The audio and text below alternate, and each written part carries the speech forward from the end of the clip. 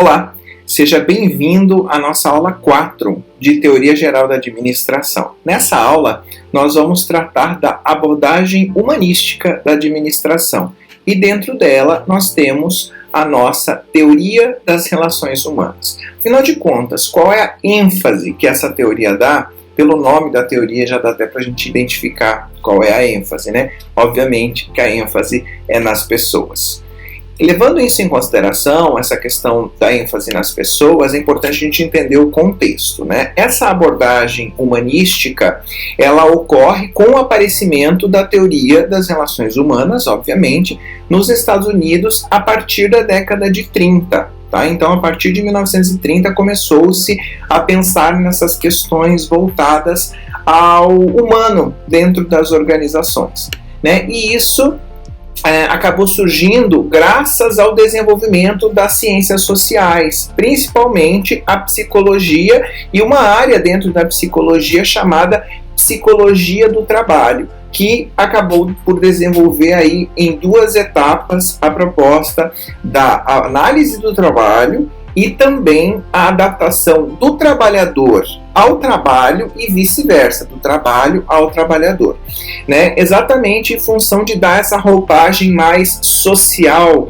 né? Mais voltada a questões emocionais e humanas dentro das organizações, como uma crítica a toda aquela visão que nós tínhamos da administração clássica e científica, onde o homem era tratado simplesmente como um apêndice da máquina, né? Então aqui surge nesse contexto. Essa abordagem, pessoal, surgiu como consequência das conclusões de uma experiência que foi gerada dentro da General Electric, né, desenvolvida pelo Elton Mayo e por alguns colaboradores dele. Tá? No sentido de fazer essa investigação. No momento do experimento, vocês já vão ver que a gente vai comentar sobre ele, o intuito não era esse, de ver essas questões sociais, mas sim de entender como que a iluminação ou as condições do ambiente influenciavam na produtividade dos empregados e coisas desse tipo. E no meio da experiência foi conseguido identificar que fatores psicológicos eram mais preponderantes do que os fatores fisiológicos, né? Mas a gente já vai discutir sobre isso, né? Então foi um movimento, na época, de reação e oposição àquilo que estava sendo tratado dentro da teoria clássica da administração. Todas aquelas questões voltadas ao homem econômico, que o operário era negligente, preguiçoso, né? Tudo isso veio à tona e acabou ocasionando aí, portanto, uma pressão por parte dos empregados no sentido de olhar para eles de forma mais humana. E essa a experiência acabou trazendo muito essa proposta, né? Mesmo que de forma indireta, porque não era essa a proposta inicial. Então, essa teoria humanística, né, essa teoria aí das relações humanas, acabou por humanizar e tentar democratizar a administração, olhando para o empregado como um ser humano, e não como um apêndice apenas da máquina, tão criticado aí no filme Tempos Modernos que nós vimos do Charles Chaplin, né? Mas afinal de contas, quem foi o Elton Mayo? O Elton Mayo, ele nasceu na Austrália em 1880 e ele se tornou conferencista e palestrante na Universidade de Queensland, né, entre 1911 e 1923 e na Universidade da Pensilvânia. E também se tornou depois professor de investigação industrial, de pesquisa industrial, na Harvard University entre 1926 e 1949, que foi quando ele veio a óbito, né? Ele é muito conhecido pelos estudos que ele conduziu na General Electric, como conhecido como estudos de Hawthorne, né, e foi considerado aí um dos pais da abordagem humanística, ou seja, dessa visão mais humana da administração. Quais são as diferenças, portanto, de enfoque entre a nossa teoria clássica e essa teoria das relações humanas? A teoria das relações humanas, também conhecida aqui como TRH, ela mostra o tal do esmagamento do homem pela ideia do desenvolvimento da civilização industrializada, pela questão da produtividade, da produção em massa, em larga escala. Portanto, o homem é renegado a simples apêndice da máquina, e é isso que a teoria das relações humanas mostra. Ela fala, tem algumas características psicológicas, emocionais, sociais, sentimentais e motivacionais que precisam ser levadas em consideração dentro das organizações.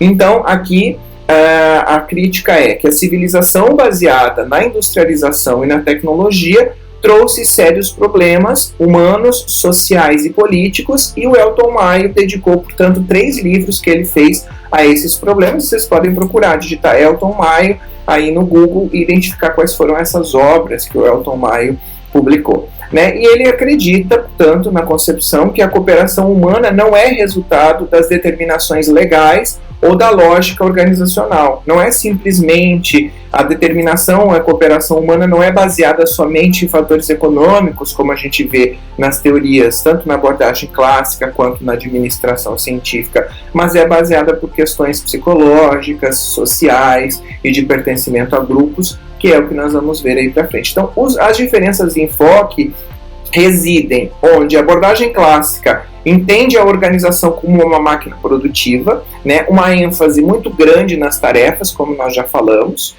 inspirada, portanto, na engenharia e nos processos produtivos, com uma autoridade centralizada, ou seja, lembra que a gente falou da questão de uma pessoa responder a um determinado comando, né, a um superior imediato? Então é exatamente esse o contexto aqui, né? A especialidade ela é técnica no sentido do operário desenvolver suas capacidades e a especialização do trabalho no sentido de uma pequena parcela do processo produtivo, que nós já comentamos, né? Há uma divisão de regras e regulamentos, onde deve ser seguido, né, através dos cartões de instrução, que nós já comentamos, da organização racional do trabalho, né? Há uma separação entre quem pensa e quem executa, como nós falamos, pessoal de linha e de staff, né? Eficiência também voltada à produtividade, ou seja, pensando em produzir mais para garantir maiores lucros, né?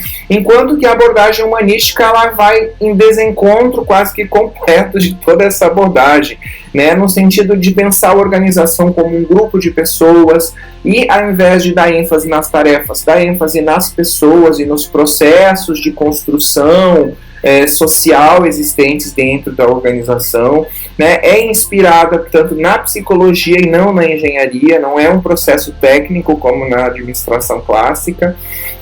A autoridade, ela pode ser delegada, né, onde existem os grupos, os trabalhos em equipe, e é isso que a teoria aborda. Né? A autonomia também do empregado, né, no gerenciamento do seu trabalho. A abertura por confiança, no sentido de que ele é confiado como uma pessoa que deve fazer o seu trabalho, que se fizer esse trabalho de forma motivada, vai conseguir, portanto, executá-lo de forma clara e cumprindo aí com os objetivos organizacionais, né? E a dinâmica, que não é uma dinâmica de separação e de segregação como nós temos na abordagem clássica, mas numa abordagem mais de trabalho em equipe, de divisão a nível de grupos, né? De relações interpessoais entre essas pessoas que fazem parte tanto da proposta do grupo formal, que é aquele grupo delegado pela empresa, quanto na construção dos grupos informais, que é o que nós vamos ver também que essa teoria acaba por desencadear, né? E a cooperação no sentido da produtividade, né? Que, diferente da ideia da eficiência para a produtividade da abordagem clássica. Afinal de contas, o ser humano ele é um ser social que precisa viver em conjunto, em grupos de afinidade, né? E se sentir, portanto, pertencente a seus grupos de trabalho. E quanto mais haja esse pertencimento, maior será a cooperação dele para a produtividade, segundo essa abordagem humanística, certo? E como que foi conduzida essa experiência de Hawthorne? Eu não vou detalhar a experiência como um todo, porque vocês têm acesso ao material didático, né, dessa disciplina e, portanto, podem fazer a leitura de forma mais específica sobre a experiência como um todo. Mas o objetivo inicial da experiência de Hawthorne, que foi desenvolvida lá dentro da General Electric, né, sob supervisão do Elton Maio, dos colaboradores dele, tinha por objetivo estudar a fadiga. Lembra que nós falamos lá atrás, né, a questão da fadiga do trabalhador, os acidentes que aconteciam dentro do processo de fabricação, a rotatividade, o tal do turnover, que a gente chama, que essa rotatividade, o pessoal entra hoje, já sai, já tem que treinar um novo, e essa rotatividade incomodava um pouco os empregadores pela questão dos gastos que eles tinham com treinamento e também da baixa eficiência produtiva desses novos empregados. Querendo ou não, quando a gente entra na empresa, a gente não é tão produtivo quando a gente já está lá há muito mais tempo, porque a gente já sabe o serviço de cor, né? E aí ele queria também, o Elton Maio e a equipe, entender quais eram os efeitos das condições físicas de trabalho sobre a produtividade desses empregados, né? Então, o trabalho foi desenvolvido em 4 fases, né? Nessa primeira fase, se pretendia confirmar a influência, por exemplo, da iluminação sobre o desempenho dos operários, né? Verificar, por exemplo, se o aumento ou a redução da iluminação em um ambiente de trabalho ocasionava um aumento ou uma redução de produtividade. Portanto, ver a correlação entre iluminação e produtividade. E esses observadores não encontraram nenhuma correlação direta entre essas variáveis, não havendo, portanto, a comprovação desse objetivo inicial, mas sim da preponderância de um fator psicológico ao fisiológico, porque as pessoas acreditavam que quando a luminosidade era mais alta, elas deveriam produzir mais, e quando era mais baixa, elas deveriam produzir menos. Portanto, criou ali um fator psicológico que não havia possibilidade, assim, de forma de controlar esse fator psicológico que eles não imaginavam que estaria presente nessa experiência. E, portanto, aí começou-se a acender um alerta com relação a questões psicológicas dentro das organizações, e não simplesmente de pensar em organizar o chão de fábrica e a estrutura, né, de luminosidade do espaço, mas sim de uma característica psicológica. Afinal de contas, aumentando a luminosidade, os trabalhadores acreditavam que eles tinham que produzir mais, e baixando, eles tinham que produzir menos. Portanto, era uma questão psicológica desses operários, e não uma questão efetivamente que influenciava a questão do ambiente no qual eles estavam inseridos ali a nível da prática operacional, né? Então, depois de ter feito essa primeira fase, o Elton Maio e os estudiosos conduziram uma segunda fase, onde ele separou algumas mulheres, que a gente chamou de grupo experimental, e um grupo de controle, que eram aqueles que estavam, portanto, fazendo as suas atividades no mesmo grupo, e colocou essas mulheres de forma segregada, trabalhando com um supervisor específico, em condições mais harmoniosas de trabalho, levando em consideração a questão de algumas jornadas de descanso, né, com uma supervisão mais branda, como eu coloco aqui, né? Então, acabou, portanto, nessa segunda fase, se desenvolvendo a questão social gerada pelo trabalho em equipe das mulheres, né? Por quê? Porque elas percebiam que se elas cooperassem mais, elas conseguiriam ter mais retorno, porque, querendo ou não, quando o grupo de controle, que era aquele grupo geral, produzia em diferentes ritmos e em diferentes quantidades de peça. Lembrem que a gente falava sobre a questão do pagamento em peça, ainda na época da teoria clássica e da teoria científica, né, da administração científica. Essas mulheres percebiam que se elas cooperassem, elas conseguiriam, portanto, ter um retorno maior a nível financeiro também, e isso acabou sendo gerado através desse trabalho em equipe, né? E de liderança também, né, no sentido de atingir objetivos em comum, né? No sentido de elas perceberem que se elas tinham um objetivo em comum, elas tinham que contribuir com a parte delas para esse objetivo em comum, que era maximizar aí a produtividade. Por mais que vocês vejam que tinha um caráter também relacionado a essa questão da produtividade, a gente consegue perceber os fatores do trabalho em equipe e da cooperação entre as equipes, né?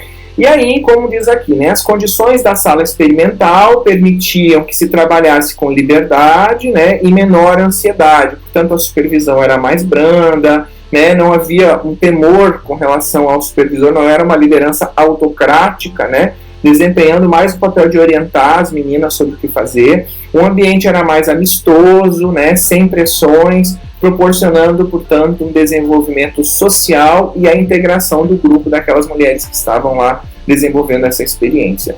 né? Então foi identificado essas questões sociais e de liderança que, portanto, antigamente, né, nesse processo de administração científica e administração clássica não era percebido.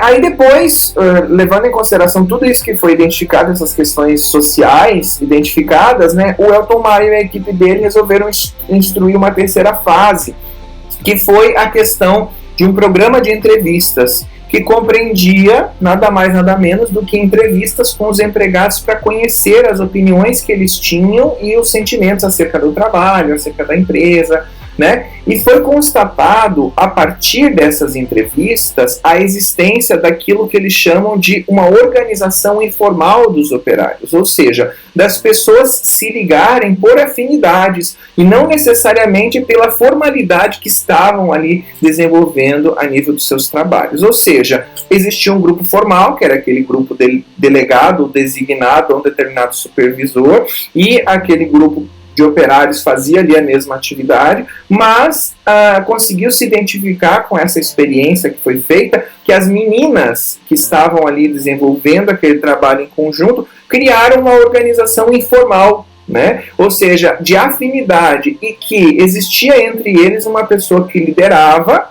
a equipe, e essa pessoa era responsável por aplicar a sanção, né, sanção social, não uma sanção de punição a nível da empresa, mas uma sanção à parte da sanção normal que a empresa aplicaria, em função do quê? Em função desse contrato social existente entre os que estavam cooperando dentro da equipe, né?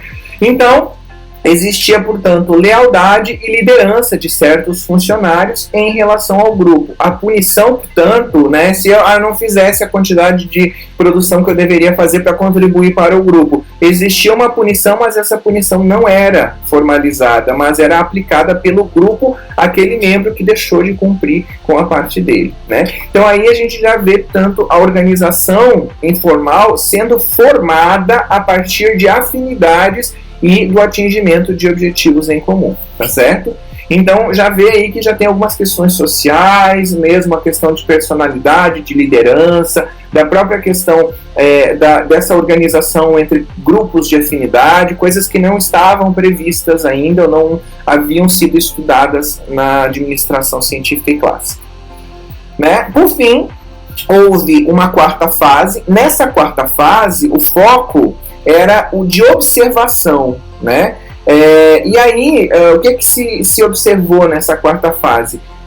Que havia uma igualdade de sentimentos entre os membros de um grupo em relação à organização formal e informal, que tinha por finalidade a proteção contra o que o grupo considerava como ameaças da administração. Então, o grupo acabava se protegendo para evitar, por exemplo, algum abuso de autoridade. Portanto, começou-se a perceber a questão dos grupos se organizarem para fazer valer determinados direitos, né? Infelizmente, o experimento foi encerrado em 1932 por falta de recursos na época e que acabou, portanto, não tendo condições aí de conclusões completamente finalizadas, né? Conclusões assim efetivas acerca do processo de organização informal do trabalho, mas certamente contribuiu muito para o desenvolvimento da abordagem humanística da administração.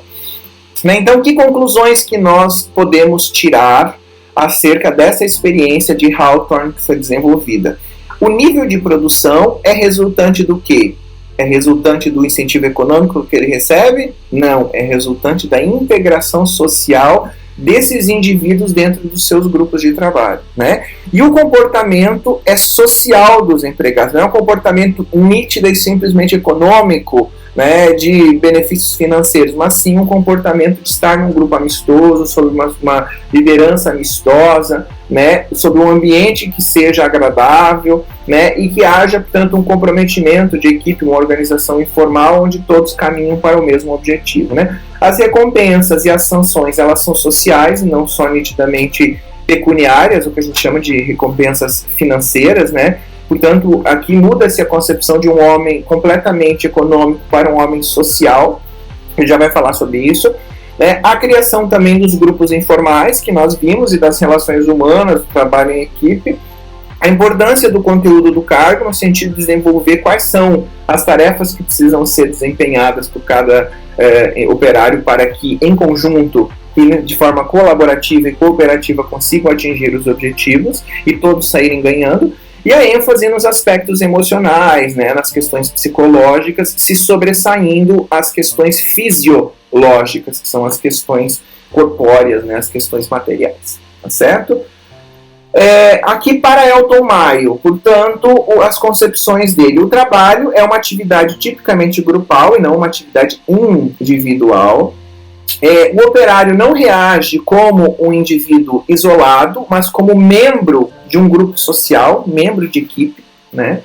A tarefa básica da administração, portanto, é formar uma elite capaz de compreender e de comunicar, né? De compreender esses anseios, essas questões psicológicas e fisiológicas e sociais envolvidas no trabalho e de capacidade de se comunicar com os operários e resolver esses conflitos, né?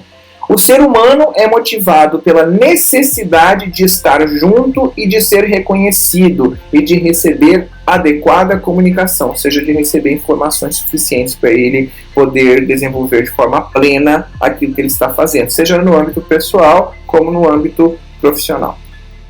A civilização industrializada traz como consequência a desintegração dos grupos primários da sociedade, ou seja, traz a desintegração no sentido de não haver o contato entre as pessoas, né? Lembram que, como eu comentei nas aulas anteriores, quando a gente inicia o filme do Charlie Chaplin, nós vemos vários porcos andando, né? No sentido de irem para o abate. E é exatamente o sentido que o Elton Maio trata aqui, que é um sentido meramente produtivo, né? Um sentido meramente de cumprir a etapa, de cumprir a tarefa, e não um sentido social, de viver em sociedade, de trabalhar para viver e não de viver para trabalhar, né? Nesse sentido. E com isso, a gente vê a ideia das organizações informais, né? Então, o agregado de contatos, interações pessoais e o agrupamento de pessoas associadas, que pode ser de duas ou mais pessoas, se dá o nome de organização informal, que não é necessariamente aquela organização prevista pela empresa, mas sim por grupos de afinidade. Pode se dar de forma hostil ou amigável, acidental ou incidental, né? Para que haja, portanto, essas organizações informais, deve haver a existência em qualquer estrutura, seja ela no âmbito pessoal como no âmbito profissional. A necessidade de pertencer a um determinado grupo faz com que as pessoas percebam que elas precisam se organizar de forma informal, né? E o propósito em comum, quero atingir um objetivo, portanto eu preciso de outras pessoas que cooperem e colaborem comigo para que esse objetivo seja alcançado. E isso acaba por criar as organizações informais dentro das organizações formais, que são as empresas, né? E aí, levando tudo isso em consideração, nós temos aqui dois aspectos das organizações. As organizações industriais tinham, tanto nas abordagens mais clássicas, uma função econômica, né, com uma ideia de equilíbrio externo no sentido de garantir lucratividade e trazer algum benefício para a sociedade no sentido do produto que está desenvolvendo, mas agora, que era no sentido de produzir bens e serviços, como tem aí mostrando, e um sentido agora que se dá nessa abordagem humanística de dar satisfação aos seus funcionários e aos seus clientes, uma função mais social de equilíbrio interno para garantir que a sua função econômica ela aconteça com maior potencialização, né? Para que haja uma função econômica, é necessário que haja uma função social com equilíbrio interno. Então, o homem deixa de ser um homem econômico, né, e passa a ser um homem social, né? Então, o homem é motivado não somente por estímulos econômicos ou salariais, mas por recompensas também sociais, de autoestima, de motivação, né, recompensas que são simbólicas e que não são necessariamente materiais, tá? Então, a concepção aqui da natureza do homem não é mais de um homem econômico, mas sim de um homem social. E esse homem social, aqui algumas concepções acerca desse homem social, né? Onde os trabalhadores são criaturas sociais complexas, que são dotados de sentimentos, desejos, temores e constitui, portanto, o homem social. né? As pessoas são motivadas por necessidades humanas e alcançam as suas satisfações por meio dos grupos sociais aos quais pertencem e aos quais interagem, né? O comportamento dos grupos sociais é influenciado pelo estilo de supervisão e liderança, obviamente, né, que a gente já vai falar aqui sobre algumas implicações a nível de liderança e de supervisão trazidos por essa teoria, lembrando que a gente não vai dar muita ênfase nisso, porque nós temos depois a teoria comportamental que vai especificar um pouco mais essas questões e trabalhar esses comportamentos da liderança e trabalhar sobre teorias da liderança de forma mais efetiva, tá? As normas sociais do grupo influenciam como mecanismos reguladores do comportamento dos membros. Lembra que eu falei que as sanções elas não eram formalizadas, eram sanções informais? Então, as normas que o grupo cria, de certa forma, são mecanismos reguladores do próprio comportamento da ação desse indivíduo, porque ele sabe que se ele fizer alguma coisa diferente daquilo que foi determinado ou combinado no grupo, ele pode sofrer a sanção pelo próprio grupo, né? O comportamento no trabalho é consequência de muitos fatores organizacionais. Isso aqui não precisa nem dizer, né? Com consequência de muitos fatores, sejam eles sociais, psicológicos, né? Motivacionais, próprios fatores produtivos, né? A nível financeiro, de recursos, etc. Então, nós temos aqui alguns desses fatores organizacionais que envolvem a questão da motivação, da organização informal, da dinâmica de grupo, da comunicação e da liderança, né? Então, um dos fatores que influenciam esse comportamento dos indivíduos é a motivação, né? E é sobre ela que nós vamos falar aqui na sequência. Existe uma teoria que é chamada de teoria de campo de Levin, né? O comportamento humano ele é derivado da totalidade de fatos coexistentes. Esses fatos coexistentes têm um caráter de um campo dinâmico no qual cada parte do campo depende de uma inter-relação com as demais partes, obviamente. Então, o comportamento de um indivíduo é função das pessoas que estão naquele espaço e do meio ambiente no qual esse indivíduo está inserido. Então, o comportamento dele vai ser em função das pessoas que ali estão e também do meio ambiente, do clima organizacional, do espaço onde ele está interagindo, né? Então, como eu coloquei aqui, né, o C, que é o comportamento, é igual ao F, que é de função, né, das pessoas com o meio ambiente, dessa inter-relação entre as pessoas e o ambiente, né? Então, motivação nada mais é do que forças conscientes ou inconscientes, né, que levam um indivíduo a um determinado comportamento, né? O estímulo se traduz em motivação. No caso da motivação, é o comportamento que é causado por necessidades internas do indivíduo e que é dirigido aos objetivos que podem satisfazer as suas necessidades. Levando esse conceito, né, que a gente falou aqui de motivação, a gente pode perceber, por exemplo, que o ciclo motivacional ele vai de acordo com o estímulo que é feito, né, por alguém, seja externo ou interno. Se esse estímulo que foi dado, interno ou externo, cria alguma espécie de motivação no indivíduo e com isso mostra para ele que ele precisa atender alguma necessidade, que ele precisa cumprir alguma coisa para atender uma necessidade, né? E isso causa tensão nesse indivíduo, né? Isso faz com que ele tome uma ação, que ele crie um comportamento para uma determinada ação, né? Se ele fizer esse comportamento e esse comportamento tiver, portanto, alguma reação positiva, ele vai ter satisfação, né, com aquilo que ele atingiu, com aquela necessidade satisfeita,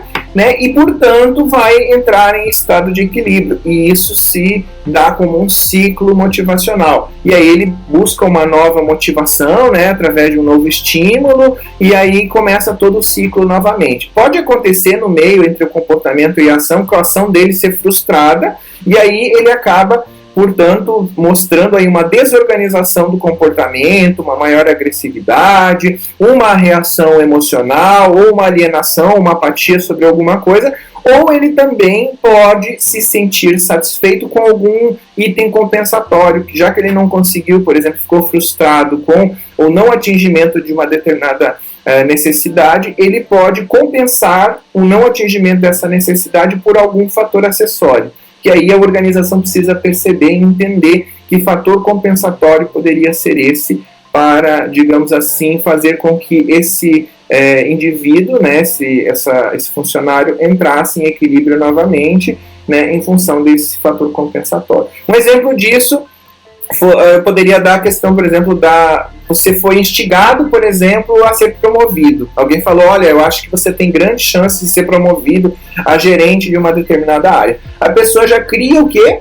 Uma motivação para isso, e aquilo se torna uma necessidade, e cria uma tensão, portanto a pessoa fica ali, será que eu vou fazer meu trabalho certinho para que eu possa ser promovido. Aí acontece o comportamento e a ação dessa pessoa não ser promovida, essa pessoa fica frustrada, e aí ela age, né, com agressividade, muitas vezes, apatia, começa a não trabalhar direito, aí a empresa tem que entrar com o quê? Com algum fator compensatório. A pessoa fala, não, você não foi promovido, mas eu vou te dar um aumento, e às vezes esse aumento que foi dado pode ser um fator que vai levar essa pessoa novamente ao equilíbrio e tudo mais em função de não ter sido promovido. É um exemplo simples, mas que se traduz muito aí para esse ciclo motivacional que eu quis mostrar aqui para vocês. Isso tem muito a ver com a questão de moral, né? Então, moral é uma consequência da satisfação das nossas necessidades individuais, né? E isso a gente pode ver através, quando eu tenho, por exemplo, moral elevada ou moral baixa, né? Quanto maior for a minha moral acerca da satisfação das minhas necessidades, mais satisfação, mais otimismo, mais cooperação eu vou ter, e quanto menos eu conseguir satisfazer essas necessidades, a minha moral vai estar mais baixa, portanto me levando ao pessimismo, a uma oposição, uma negação, a rejeição dos objetivos, né? Também a questão da agressão, né? Às vezes a questão da dispersão também acerca do que eu estou fazendo, né? A nível de objetivo pessoal ou profissional. Então é importante a gente entender isso, né? Que é um conceito de certa forma abstrato, mas é nada mais, nada menos do que uma atitude mental provocada pela satisfação ou não das necessidades individuais que nós temos de autoestima, de autorrealização profissional ou qualquer outra que seja. A gente vai destacar um pouco mais essas questões de necessidades quando nós tratarmos das teorias comportamentais, que nós vamos trabalhar, por exemplo, sobre a pirâmide de necessidades de Maslow. Não vou falar disso agora, mas a gente vai falar isso lá para frente, tá? E com essas questões de morais, de satisfação das necessidades e tudo mais, começaram-se a desenvolver as teorias sobre liderança, né? Uma delas foi a dos traços de personalidade, que diziam que existiam algumas características que o líder tinha a nível da personalidade que ele precisava desenvolver para poder lidar melhor com as pessoas, a nível das equipes, a nível da resolução de conflitos e tudo mais.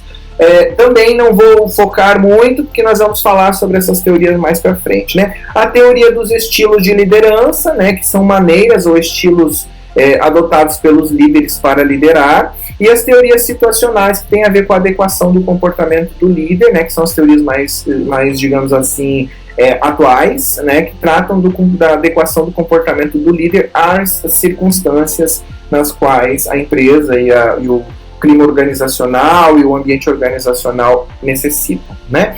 Um exemplo disso aqui é a teoria sobre os estilos de liderança. Nós temos basicamente aqui nessa teoria 3 estilos, né? Um estilo autocrático, democrático e liberal. O autocrático, como o nome já diz, né? O líder é que dita as diretrizes sem a participação do grupo. Eu não vou detalhar o que está escrito aqui, mas é basicamente isso, tá? Enquanto que a democrática, as diretrizes elas são partilhadas, debatidas, discutidas pelo grupo e estimuladas pelo líder no sentido da tomada de decisão. Portanto, a democracia vem, né, democracia, né, no caso, o governo do povo para o povo. E aqui também a liderança vem no sentido de uma liderança para as pessoas, os funcionários, né, que fazem a própria gestão do processo. E o laissez-faire, que a gente chama, que é a liberal, que em francês significa deixa fazer, deixa estar, onde há uma liberdade total para as decisões grupais ou individuais e a mínima, quase que nenhuma participação do líder. Tá certo? Depois vocês podem ler mais aí as características que estão aqui por baixo, né, quando eu disponibilizar os slides, mas então vejam que a comunicação autocrática ela é de cima para baixo, enquanto que a democrática é tanto de baixo para cima quanto de cima para baixo. E a liberal é desconexa, né? Não há uma comunicação efetiva, porque afinal de contas não há uma congruência entre objetivos e as coisas são levadas no esmo, né? Deixa fazer do jeito que está e assim vai e pronto. Portanto, existem esses perfis de liderança, né? Que a gente vai falar deles mais na teoria comportamental, mas basicamente são esses aqui. E esses perfis, é importante a gente entender que eles transitam por um contínuo, que eu já vou mostrar para vocês aí na sequência, de liderança, com o maior, portanto, poder de gestão do líder, ou menor poder e maior participação, portanto, dos empregados e do funcionário, né, e dos grupos. É importante a gente olhar para também os padrões de comunicação existentes dentro da organização, né? Quanto maior for, portanto, a rede de comunicação centralizada em uma pessoa só, nós teremos uma influenciação rápida dessa pessoa para com os membros do grupo, afinal de contas ele detém as informações, e portanto repassa para o grupo e o grupo repassa diretamente para ele, o que faz com que haja uma influenciação mais rápida a nível comunicativo, né? E também a acuracidade, a característica da informação ser precisa, também é boa, porque não é uma informação diluída, e centralizada em uma única pessoa, né? E a ênfase no líder, ela é pronunciada, é claro para todo mundo, vai centralizar numa pessoa, né? Mas a moral é muito pobre, no sentido de que as pessoas não têm participação, né? É ditado pelo líder e você simplesmente é comunicado, né? E a flexibilidade para a mudança do cargo também é lenta, porque a pessoa está ali especificamente para aquela função de liderança, né?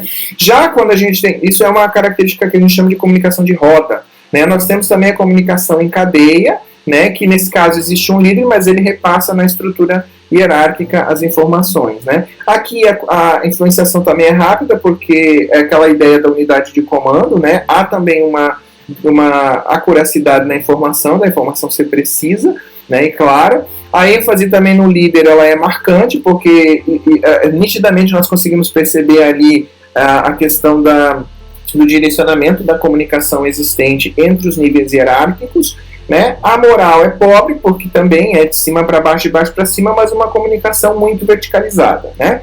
E a flexibilidade para a mudança do cargo a nível da organização também é lenta, em função de haver estruturas verticalizadas de supervisão, né? E a comunicação proposta também aqui a nível da teoria das relações humanas garantir uma maior participação, né, dos grupos no processo de tomar decisão, uma decisão mais democrática e participativa. Aqui, portanto, nós temos uma influenciação um pouco mais demorada quando a gente pensa num círculo de troca de informações, né? E a qualidade da informação também pode ser prejudicada, porque muitas pessoas falando as coisas, é aquela ideia do telefone sem fio, né? Você passa a informação de um para o outro, quando chega em uma última pessoa lá, a informação está completamente distorcida. Então por isso a fidedignidade, a acuracidade da informação, ela é pobre, né? E não há ênfase no líder em função de haver, portanto, uma comunicação aí circular e não hierarquizada, como a gente vê no caso ali da cadeia, né? A moral é boa porque todos participam do processo de comunicação, né? E também a flexibilidade para a mudança do cargo é rápida porque todos detêm as mesmas informações, não há diferenciação de acesso à informação nesse modelo aqui. Levando tudo isso em consideração, nós temos o contínuo do padrão de liderança, como eu já falei, né? Existe um lado aqui que é a área de autoridade do líder e a área de liberdade dos subordinados. Conforme eu vou transitando por essa área, eu vou mudando de uma postura mais autocrática de liderança para uma postura mais participativa, levando ao meio ali um líder, um perfil mais consultivo, que ouve, pelo menos, né, as pessoas que trabalham com ele, né? Então ali a gente pode ver que o líder, numa postura mais autocrática, ele toma a decisão e simplesmente comunica para o grupo. Quando ele tem uma postura mais consultiva, ele já apresenta a sua decisão alternativa e sugere mudanças por parte do grupo, né? E tenta, portanto, ouvir o que o grupo tem como considerações a fazer. E quando nós chegamos no líder participativo, é aquele que permite que os subordinados ou que as pessoas que trabalham com o grupo, né, decidam dentro de padrões e limites definidos por ele, né? Ou seja, que tomem a decisão baseada em alguns padrões que foram estabelecidos por ele. Então, assim, aqui a gente consegue identificar, portanto, 3 padrões de liderança, né? 2 deles basicamente iguais àquele que nós falamos do estilo de liderança, mas que esse líder consegue, portanto, num contínuo, fazer adaptações desse padrão conforme a necessidade institucional ou a necessidade empresarial, né? Tanto entre um perfil mais autocrático, mais consultivo, mais participativo, transitando conforme a situação necessita. E é essa a ideia da liderança, que não haja um perfil de liderança extremamente autocrático ou extremamente participativo, mas que haja essa transição quando necessário. Em alguns momentos haverá necessidade de tomar posturas mais diretas e centralizadoras, enquanto que existem outros momentos com maior participação, né? Principalmente quando envolve muito recurso, muito risco, é importante que haja uma centralização um pouco maior, enquanto que haja tanto as conversas e as discussões sobre a formulação de alternativas, né, para uma tomada de decisão mais, digamos assim, assertiva por parte dos gestores maiores, né? Então é importante transitar por esse contínuo, né, que na verdade é um contínuo de liderança, mostrando de vez em quando posições mais autocráticas e em momentos posições mais consultivas e participativas, para garantir que haja participação e que as pessoas se sintam pertencentes aos grupos, né? Essa a ideia dessa proposta aqui.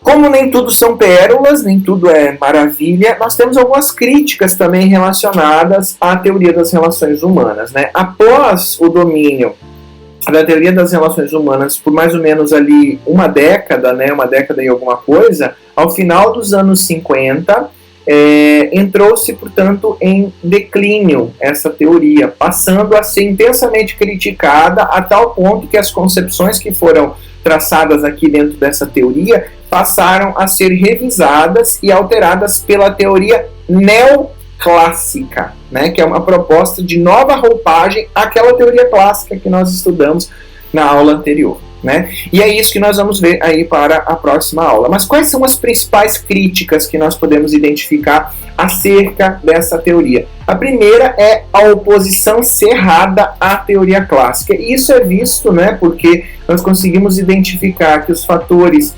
decisivos em uma teoria eram ignorados ou criticados aí pela outra teoria, né? Isso ficou evidente naquele quadro amarelo que eu disponibilizei para vocês entre as duas abordagens, teoria clássica e teoria das relações humanas, né? Ou abordagem humanística, né? Outra característica, outra crítica que foi dada aqui foi a questão da inadequada visualização dos problemas das relações industriais, né? Por quê? Porque na teoria clássica a ideia era que se havia compatibilidade entre os interesses da empresa e dos empregados pela questão econômica, né? Ou seja, os empregados eram movidos por questões econômicas, né? E aí o que acontece, né? Essa teoria ela vai em desencontro com isso, né? Diz que todas essas questões sociais, da formação dos grupos informais e tudo mais, e aí a crítica que se faz aqui é que se olha para as relações industriais num processo de liderança como sendo os líderes somente solucionadores de conflitos. E aí os líderes acabam tendo que resolver conflitos pessoais ou psicológicos das pessoas e acabam não dando a devida ênfase para o processo produtivo. Essa é uma das críticas dadas aqui, né? Concepção ingênua e romântica do operário, né? Vejam que eu estou criticando tudo que eu já falei aqui anteriormente, é para vocês entenderem que são críticas acerca da teoria, tá? Aqui a ideia da teoria é que o trabalhador ele é feliz, produtivo, quando ele é integrado à equipe, ao ambiente de trabalho, né? Porém, existem divergências acerca disso. Nem sempre uma pessoa extremamente feliz ela é produtiva, ou o contrário, nem sempre uma pessoa produtiva está extremamente feliz com o trabalho, ou integrada à equipe. E as teorias mais recentes mostram isso, que nem sempre essa questão, claro, aumenta-se a possibilidade da pessoa ser mais produtiva, mas nem sempre. Portanto, são questões assim bastante abstratas ainda, né? E também essa questão da supervisão democrática ou liberal, da liderança, né, democrática ou participativa, nem sempre é resultado de uma maior produtividade, né? Ou seja, ao contrário, não há uma maior produtividade necessariamente por a liderança ser mais autocrática, democrática ou liberal, né? Então existem estudos que já comprovam que nem sempre a gestão democrática pode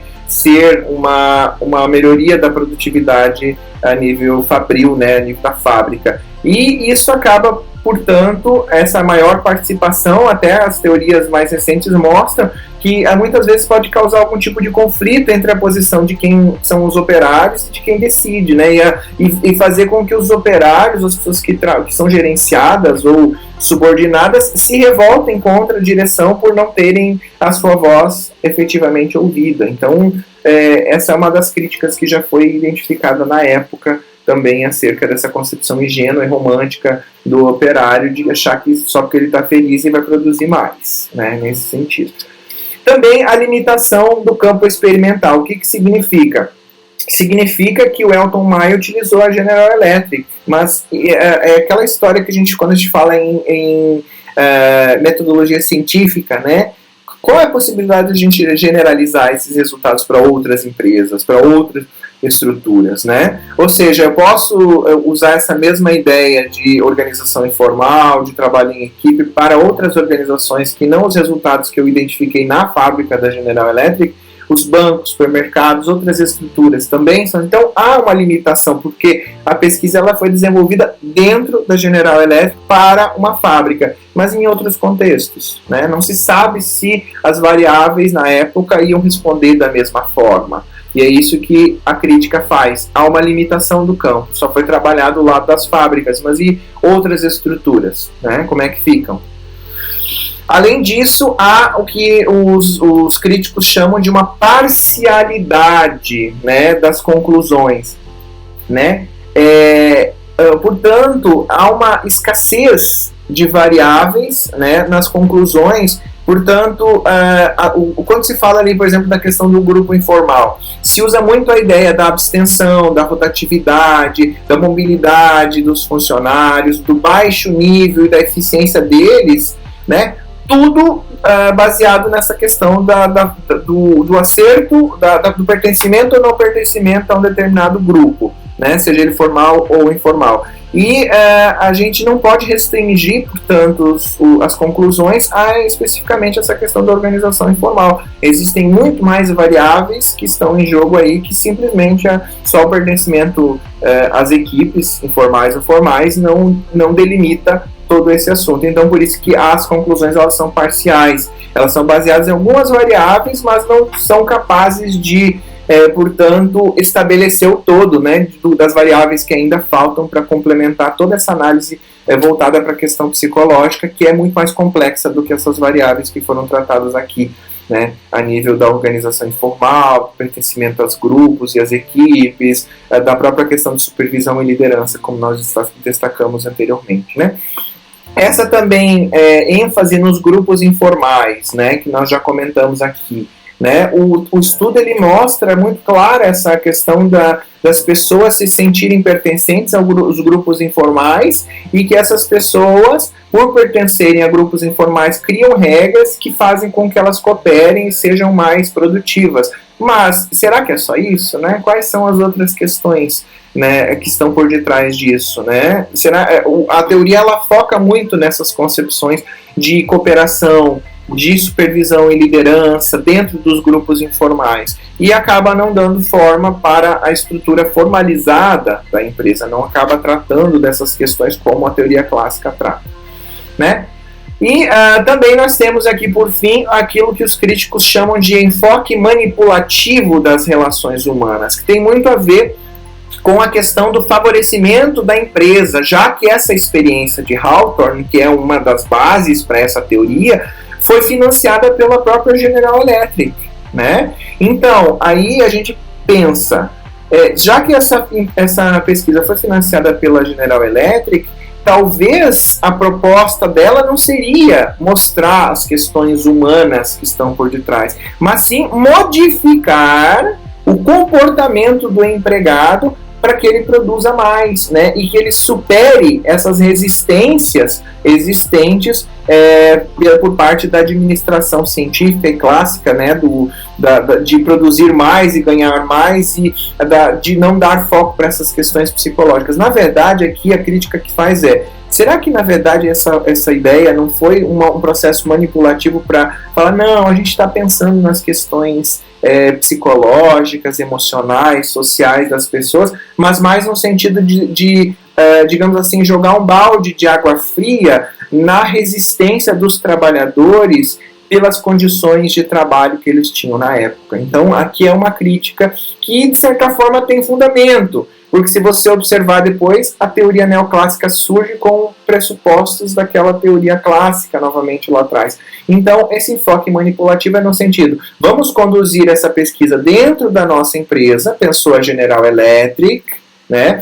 Para quê? Para que a gente crie uma desestruturação das resistências que existem aqui dentro, a nível psicológico, emocional e do clima organizacional, para que a gente possa depois voltar àquele status de equilíbrio que eu falei para vocês, da teoria da teoria clássica e da abordagem da produtividade, que tanto era importante para a organização, né? Porque o enfoque humano, na verdade, era, como a gente viu na teoria clássica, simplesmente uma questão do homem econômico, dele ser produtivo e ser um apêndice da máquina. E a proposta que talvez poderia ser manipulativa nesse sentido. Vamos fazer com que eles não resistam, né, ou diminuam a sua resistência em função de todo esse estudo, de criar esse cenário de análise, de experimentação, para que eles percebam que esse negócio todo de motivação e de emoção dentro do trabalho nada mais é do que uma balela e que o negócio mesmo é produzir mais para ganhar mais. Pode ter sido esse o objetivo da General Electric, né? Mas a gente não sabe. Bem, acredito que seja isso por hoje, né? A gente fez uma abordagem aqui muito com bastante coisa, né? Passando desde a questão da abordagem humanística até as decorrências desse processo da abordagem humanística, né? Na aula que vem nós vamos falar sobre a teoria neoclássica, então eu espero que vocês tenham gostado da aula de hoje e a gente se vê na próxima, tá? Um abraço a todos e até breve.